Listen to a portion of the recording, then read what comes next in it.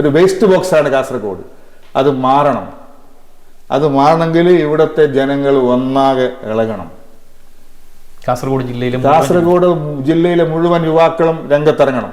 ഞങ്ങൾ 24-ാം തീയതി കാസർഗോഡ് പുതിയ ബസ് സ്റ്റാൻഡിൽ ഞങ്ങളുടെ 2ാം ഘട്ട സമരം ആരംഭിക്കുകയാണ്. ആ 2ാം ഘട്ട സമരത്തിൽ ഇവിടുത്തെ മുഴുവൻ ജനങ്ങളും എല്ലാം മറന്നുകൊണ്ട് അണിനിരക്കണം. അതാണ് ഞങ്ങളുടെ പ്രധാനപ്പെട്ട ആവശ്യം. ഞങ്ങൾക്ക് ഇതിൽ വേറെ ഒരു ലക്ഷ്യമില്ല. കാസർഗോഡ് ആരോഗ്യ മേഖലയിലെ പ്രശ്നങ്ങൾക്ക് പരിഹാരം മെഡിക്കൽ കോളേജാണ്. ചില ആളുകളൊക്കെ ഇവിടെ പറയുന്നു മെഡിക്കൽ കോളേജ് എന്ന് പറഞ്ഞാൽ ഒരു ഓണംകാറ മൂലയിൽ കൊണ്ടുപോയി വെച്ചു. കണ്ണൂരിലുള്ളത് ഇവിടെയാണ്, പരിഹാരത്താണ്. കോഴിക്കോടുള്ളത് ഒരുപാട് ദൂരാണ്, എല്ലാ സ്ഥലങ്ങളിലും ദൂരാണ്. പക്ഷെ ആളുകൾക്ക് അത് മനസ്സിലാകാത്തത് കൊണ്ടാണ്. മെഡിക്കൽ കോളേജ് എന്ന് പറഞ്ഞാൽ റഫറൻസ് കേന്ദ്രമാണ്. ഒരു പനി വന്നാൽ പോകേണ്ട സ്ഥലമല്ലല്ലോ മെഡിക്കൽ കോളേജ്. റഫറൻസ് കേന്ദ്രമാണ്, സ്പെഷ്യാലിറ്റി സെന്റർ. ഏറ്റവും അവസാനമായി മികച്ച ചികിത്സ കിട്ടേണ്ട സ്ഥലമാണ്. ഇവിടെ 65 ഏക്കർ സ്ഥലം ഇപ്പോൾ നിലവിലുണ്ട്. ഇനിയും ചുറ്റുഭാഗത്ത് 100 ഏക്കർ കണക്കിന് എടുക്കാനുണ്ട്. ഇതൊരു മെഡിസിറ്റി ആക്കാം, ഭാവിയിൽ മെഡിസിറ്റി ആക്കാം. അത്രയും സൗകര്യമുള്ള കാസർഗോഡ് ജില്ലയിൽ ഇത്രയും സ്ഥലം കിട്ടുന്ന ഏരിയ വേറെ ഇല്ല. ഇതിൽ നമുക്കറിയാം എന്തായാലും ഒരു രാഷ്ട്രീയം ഏതൊരു വിഷയത്തിലും രാഷ്ട്രീയ പാർട്ടികൾ ഉപയോഗിക്കുക എന്നുള്ളത് സാധാരണയാണ്. പക്ഷേ ഈ മെഡിക്കൽ കോളേജിന്റെ കാര്യത്തിൽ പൊതുസമൂഹത്തിൽ നിന്നുള്ള ചർച്ച, അതാണ് ഞാൻ ചോദിക്കുന്നത്. ഈ മാംഗ്ലൂർ ലോബി എന്ന് പറയുന്ന, ഹോസ്പിറ്റൽ ലോബി എന്ന് പറയുന്ന കുത്തക മുതലാളിമാരുടെ അത്തരത്തിലുള്ള ഏതെങ്കിലും ഒരു പ്രതിരോധം ഇതിലുണ്ട് എന്ന് നിങ്ങൾ വിശ്വസിക്കുന്നുണ്ടോ? നമ്മൾ ഈ വാദത്തിന് വേണ്ടി അങ്ങനെ പറയാം, ചിലപ്പോൾ സ്വാധീനിക്കാം, അങ്ങനെ പറയാം, വാദത്തിന് വേണ്ടി പറയാം. പക്ഷെ ഞാൻ 100% വിശ്വസിക്കുന്നു ഇത് നമ്മുടെ ഭരണകൂടത്തിൻ്റെയും നമ്മുടെ സംവിധാനത്തിൻ്റെയും നമ്മുടെ സിസ്റ്റത്തിൻ്റെ പ്രശ്നമാണ്, പോരായ്മയാണ്. ഞാൻ പറഞ്ഞില്ലേ, ഒരു വർക്കിൻ്റെ റീടെൻഡർ എടുത്ത വർഷം 3 വർഷം. ഒരു വർക്ക് കൊടുത്ത് ആ വർക്ക് പൂർത്തിയാക്കാൻ വേണ്ടി വരുന്ന സമയം 8 വർഷം. സർക്കാർ ഇങ്ങനൊരു അവഗണന നമ്മുടെ ജില്ലയോട് കാണിക്കുമ്പോൾ ഒരുപക്ഷെ ജില്ലയിലുള്ള ആളുകൾ എന്ന് പറയുമ്പോൾ യുവാക്കൾ, പൊതുപ്രവർത്തകർ, രാഷ്ട്രീയ പാർട്ടികൾ, സന്നദ്ധ സംഘടനകൾ, അങ്ങനെയുള്ള എല്ലാ സംവിധാനങ്ങളും ഇവരുടെയൊക്കെ ഒരു പ്രതികരണം വേണ്ടത്ര രീതിയിൽ ഇല്ലാത്തത് കൊണ്ടാണ് സർക്കാരിന് ഇങ്ങനൊരു അവഗണന നമ്മുടെ നാടിനോട് കാണിക്കാൻ പറ്റുന്നത് എന്നൊരു വിലയിരുത്തലുണ്ടോ? ഈ ഒരുപാട് സമരങ്ങളിൽ ഒരുപാട് പങ്കാളിത്തമൊക്കെ നമുക്ക് ഉണ്ടായിട്ടുണ്ട്. ഇപ്പൊ അടുത്ത കാലത്ത് ടോൾ സമരത്തിൽ വലിയ പങ്കാളിത്തം ഉണ്ടായിട്ടുണ്ട്. തീർച്ചയായിട്ടും ഇപ്പൊ ഈ അടുത്ത കാലത്ത് നമ്മുടെ ഈ മെഡിക്കൽ കോളേജ് സമരത്തിൽ ഒരുപാട് യുവാക്കൾ സോഷ്യൽ മീഡിയയിൽ നല്ലവണ്ണം പ്രതികരിക്കുന്നുണ്ട്. ഒരുപാട് സോഷ്യൽ മീഡിയയിൽ ആളുകളൊക്കെ പ്രതികരിക്കുകയും സാമൂഹ്യ പ്രവർത്തകർ രംഗത്തുവരികയൊക്കെ ചെയ്യുന്നുണ്ട്. അപ്പോൾ അതിൻ്റെ പ്രതിഫലനം നമ്മൾ 24-ാം തീയതിയോട് കൂടി കാസർഗോഡ് ജില്ലയിലെ മുഴുവൻ ആളുകൾ ഇതിൽ പങ്കാളിയാവും. സമരം ശക്തമാവും, ഗവൺമെൻറ്റിൻ്റെ കണ്ണ് തുറപ്പിക്കും. ഞങ്ങളുടെ പ്രധാനപ്പെട്ട ഒരു ആവശ്യം, ഹോസ്പിറ്റൽ കെട്ടിടം പണി പൂർത്തിയാക്കി, ഇവിടെ പ്ലാസ്റ്ററിങ്ങിൻ്റെ പണി ബാക്കിയുണ്ട്, ഇലക്ട്രിക്കൽ വർക്കിൻ്റെ പണി ബാക്കിയുണ്ട്, പ്ലംബിങ്ങിൻ്റെ എക്യുപ്മെൻറ്റ്സ് വാങ്ങണം, അതുപോലെ തന്നെ ഫ്ലോറിങ്ങിൻ്റെ പണി നടക്കണം. ഇതൊക്കെ പൂർത്തിയാക്കി യുദ്ധകാലാടിസ്ഥാനത്തിൽ ഇതിൻ്റെ പണി പൂർത്തിയാക്കി ഈ മെഡിക്കൽ കോളേജിൻ്റെ പ്രധാനപ്പെട്ട ഘടകമായ ഹോസ്പിറ്റൽ ജനങ്ങൾക്ക് തുറന്നു കൊടുക്കണം. ഇതാണ് നമ്മുടെ പ്രധാനപ്പെട്ട ആവശ്യം. നിലവിൽ ഒരു മെഡിക്കൽ കോളേജ് പോലും കൊണ്ടുവരാൻ പറ്റാത്ത കേരളത്തിൻ്റെ അതിർത്തി പ്രദേശം കാസർഗോഡ് സപ്തഭാഷ സംഗമഭൂമി, ഈ നാട്ടിലേക്ക് എയിംസ് എന്നുള്ളൊരു സ്വപ്നം സ്വപ്നം കാണുമ്പോൾ അത് എത്രത്തോളം അതിനൊരു സാധ്യത ഉണ്ട് എന്നുള്ളതാണ് നിങ്ങളുടെ ഒരു വിലയിരുത്തൽ? തീർച്ചയായിട്ടും എയിംസ് കൂട്ടായ്മ ഒരുപാട് സമരങ്ങൾ ഇവിടെ നടത്തിയിട്ടുണ്ട്. കാസർഗോഡിനെ സംബന്ധിച്ചിടത്തോളം എൻഡോസൾഫാൻ വിക്ടിംസ് ഉള്ള ഒരു നാടാണ്. അതായത് എൻഡോസൾഫാന്റെയും സമരത്തിൽ എൻഡോസൾഫാൻ സമര മുഖത്ത് ഞങ്ങൾ തുടക്കം മുതൽ അംബികാസുധൻ മാങ്ങാട്, MA റഹ്മാൻ മാഷ്, അവരുടെ കൂടെ KV മുഹമ്മദ് കുഞ്ഞി, പുഞ്ചിരി ക്ലബിന്റെ അവരൊക്കെ കൂടെ ഞങ്ങൾ ഒരുപാട് സമരങ്ങൾ, ഡൽഹിയിലൊക്കെ പോയി സമരം ചെയ്ത ആളുകളാണ് ഞങ്ങളൊക്കെ. ആ സമയത്ത് ഞങ്ങൾ ഈ എൻഡോസൾഫാൻ വിക്ടിംസിനെ പോയി കാണുമ്പോൾ കരഞ്ഞു പോയിട്ടുണ്ട്. അതൊക്കെ അനുഭവത്തിന്റെ ഇപ്പോഴും മറക്കാനാവാത്ത ഒരുപാട് അനുഭവങ്ങളുണ്ട്. അങ്ങനെയുള്ള 6000 ചില്ലാനം എൻഡോസൾഫാൻ വിക്ടിംസ് ഉള്ള ഒരു നാട്ടിൽ നമുക്കറിയാം, ഇന്ന് ഒരു വിദഗ്ധ ചികിത്സക്ക് ഒരു ഫിസിക്കലി മെന്റലി ചലഞ്ചായ ഒരാളെ വിദഗ്ധ ചികിത്സക്ക് കൊണ്ടുപോകണമെങ്കിൽ ബാംഗ്ലൂരിലെ നുമാൻസിൽ കൊണ്ടുപോകണം, ഇല്ലെങ്കിൽ വേറെ മറ്റുള്ള രാജ്യങ്ങളിലേക്ക്, മറ്റുള്ള സ്റ്റേറ്റിലേക്ക് കൊണ്ടുപോകണം.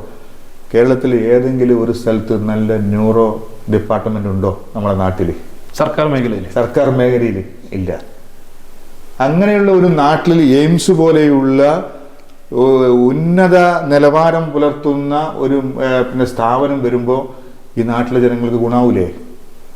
കാസർഗോഡല്ലേ ഏറ്റവും പറ്റിയ സ്ഥലം കാസർഗോഡാണല്ലോ. അത്രയും അവഗണനയാണ് കാസർഗോഡിനോട് കാണിക്കുന്നത്. ഇവിടെ സ്ഥലമുണ്ട്, എല്ലാ സൗകര്യങ്ങളുണ്ട്, വിമാനത്താവളങ്ങളുണ്ട്, മംഗലാപുരത്ത്, കണ്ണൂരിൽ വിമാനത്താവളമുണ്ട്, എല്ലാ സൗകര്യങ്ങളും ഉണ്ടല്ലോ. എല്ലാ അടിസ്ഥാന സൗകര്യങ്ങളും ഒരു നാടാണ് കാസർഗോഡ്. ആ കാസർഗോഡ് എയിംസ് വരുമ്പോ അതിനും അവഗണന, അതിന്റെ പേര് പോലും കൊടുക്കുന്നില്ല, പ്രപ്പോസൽ പേര് പോലും കൊടുക്കുന്നില്ല. അപ്പൊ ഈ കാസർഗോഡിനുള്ള അവഗണന തുടർന്നു കൊണ്ടിരിക്കുകയാണ്. ഈ അവഗണന മാറണമെങ്കിൽ ശക്തമായ പ്രതികരണവും ശക്തമായ മുന്നേറ്റവും യുവാക്കളുടെ ഭാഗത്തുണ്ടാകും. യുവാക്കളാണ് ഇതിന് മുൻപന്തിയിൽ നിൽക്കേണ്ടത്. ശ്രീ മായിക്കളോട്ട് നമ്മൾ ചർച്ച തുടങ്ങിയപ്പം ആദ്യം കാസർഗോഡിലെ പ്രധാന പ്രശ്നം എന്താണെന്ന് ചോദിച്ചപ്പോൾ 2 വിഷയങ്ങളാണ് ഊന്നി പറയുന്നത്. ഒന്ന് ആരോഗ്യവും അതുപോലെ ഉന്നത വിദ്യാഭ്യാസവും. ഇതിൽ നിന്ന് ഒരുപക്ഷെ കാസർഗോഡിന്റെ സകലമാന പ്രശ്നങ്ങളെക്കുറിച്ചും കൃത്യമായി പഠിച്ച ഒരു പൊതുപ്രവർത്തകനാണ് എന്നുള്ളത് ബോധ്യമാണ്. ഈ ഉന്നത വിദ്യാഭ്യാസ രംഗത്തെ പാളിച്ചകളായിട്ട് എന്താണ് തോന്നിയിട്ടുള്ളത്? നമുക്കിപ്പോൾ കാസർഗോഡിനെ സംബന്ധിച്ചിടത്തോളം കാസർഗോഡ് ഉന്നത വിദ്യാഭ്യാസം നേടാൻ നമ്മളെല്ലാവരും മംഗലാപുരത്തേക്കാണ് ആശ്രയിക്കുന്നത്. നിങ്ങളിപ്പോൾ കാഞ്ഞങ്ങാട് നിന്ന് കാസർഗോഡേക്ക് യാത്ര ചെയ്യുമ്പോൾ എല്ലാ ട്രെയിനിലും നമ്മുടെ മക്കള് മംഗലാപുരത്തേക്ക് പോകും. മംഗലാപുരത്ത് ഏത് കോളേജ് എടുത്ത് നോക്കിയാലും അതിൽ 75 മുതൽ 80% വരെ മലയാളി കുട്ടികളാണ്. അത് പാരാമെഡിക്കൽ മേഖലയിലായാലും പിന്നെ പ്രൊഫഷണൽ മേഖലയിലായാലും എഞ്ചിനീയറിംഗ് മേഖലയിലായാലും മെഡിക്കൽ മേഖല, ഏത് മേഖല എടുത്തു നോക്കിയാലും നമ്മുടെ മക്കളാണ്. കാസർഗോഡ് മുതൽ അങ്ങ് ഒരു ഭൂരിഭാഗം കാസർഗോഡാണ്. അപ്പൊ എന്തുകൊണ്ട് അവിടെ അങ്ങോട്ട് പോകേണ്ടി വന്നു എന്ന് ചോദിച്ചാല് ഉന്നത വിദ്യാഭ്യാസ മേഖലയിൽ നല്ല സ്ഥാപനങ്ങളില്ല, സ്ഥാപനങ്ങളുടെ അപര്യാപ്തത. അപ്പൊ അത് മാറ്റിയെടുക്കണമെങ്കിൽ ഇവിടുത്തെ പ്രധാനപ്പെട്ട എല്ലാം സർക്കാർ മേഖലയിൽ അസാധ്യമാണ്. ഇവിടുത്തെ പ്രധാനപ്പെട്ട വിദ്യാഭ്യാസ മേഖലയിൽ സ്നേഹിക്കുന്ന ഒരുപാട് ആളുകളുണ്ട്. അവരിപ്പോൾ രംഗത്തിറങ്ങിയിട്ടുണ്ട്. ഇവിടെ വിദ്യാഭ്യാസ വിപ്ലവം ഉണ്ടാക്കിയ 2-3 പേരുകൾ നമുക്ക് ഒരിക്കലും മറക്കാൻ കഴിയില്ല. KS അബ്ദുള്ള, കാസർഗോഡ്. KS അബ്ദുള്ള ആണ് കാസർഗോഡ് ഒരു വിദ്യാഭ്യാസ മേഖലയിൽ വലിയ രീതിയിൽ സംഭാവന ചെയ്ത മനുഷ്യൻ. അതിനുശേഷം NA അബൂബക്കർ സാഹിബ്, നായ്മാറമൂല. ഇപ്പൊ നമ്മള് അബ്ദുൽ ലത്തീഫ്, ഉപ്പള ഗേറ്റ്, അബ്ദുൽ കരീം, അവരുടെ നേതൃത്വത്തിൽ കാസർഗോഡ് വിൻടച്ച് കേന്ദ്രീകരിച്ച് ഉന്നത വിദ്യാഭ്യാസ രംഗത്ത് ഒരു സ്വകാര്യ സർവകലാശാല കൊണ്ടുവരാനുള്ള ഒരു ശ്രമം നടക്കുന്നുണ്ട് കാസർഗോഡ്. ഇപ്പൊ ഇവിടെ KMCTയുടെ ഒരു എഞ്ചിനീയറിംഗ് കോളേജ് വന്നല്ലോ ഇപ്പൊ. അപ്പൊ ഇപ്പൊ ഒരു ശ്രമം നടക്കുന്നുണ്ട്. അതിന് നമ്മളെല്ലാവരും പ്രോത്സാഹനം കൊടുക്കണം. എല്ലാം സർക്കാർ മേഖലയിൽ വേണം എന്ന് നമ്മൾ വാശി പിടിക്കേണ്ടതില്ല. ചെറിയ തോതിൽ സ്വകാര്യ മേഖലയെ പ്രോത്സാഹിപ്പിച്ചാൽ സ്വാഭാവികമായും മംഗലാപുരത്തേക്ക് പോകുന്ന ഒഴുക്ക് തടയാനും അതോടൊപ്പം തന്നെ സ്വകാര്യ മേഖലയിലേക്ക് പുറമെ സർക്കാർ മേഖലയിലും ഒരുപാട് സ്ഥാപനങ്ങൾ നമ്മൾ കാസർഗോഡ് കൊണ്ടുവരാൻ വേണ്ടി നമുക്ക് സാധിക്കും. നിലവിൽ കേരളത്തിലെ ഒരു സെൻട്രൽ യൂണിവേഴ്സിറ്റി നിലനിൽക്കുന്നത് കാസർഗോഡാണ്. അതിന് തൊട്ടടുത്ത് ഇപ്പം ഇതുപോലെ ഒരു പൊതു സ്വകാര്യ വ്യക്തിയുടെ രീതിയിലുള്ള ഒരു യൂണിവേഴ്സിറ്റി പുണിയ യൂണിവേഴ്സിറ്റി നിലവിൽ വന്നിട്ടുണ്ട്. അപ്പൊ അതൊക്കെ ഒരു പക്ഷെ എനിക്ക് തോന്നുന്നത് വരുന്ന സ്വകാര്യ സർവകലാശാല വലിയ സംഭവമായി മാറും.